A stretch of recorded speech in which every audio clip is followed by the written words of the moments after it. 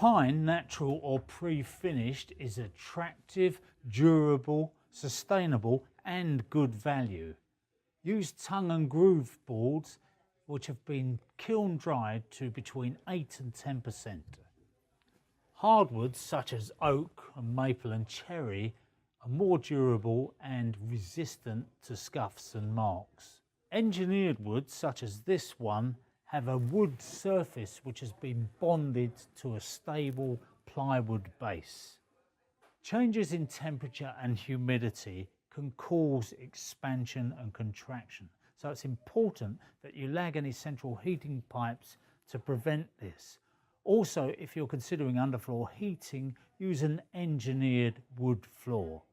And warm water underfloor heating gives better temperature control than electric underfloor heating. And if you're thinking of using solid wood with underfloor heating, then you must consult the manufacturer. Open packs and store boards where they be fitted for at least 24 hours or 48 hours if it's hardwood. Fit directly to joists or float over the existing floorboards. Use an acoustic underlay to reduce noise.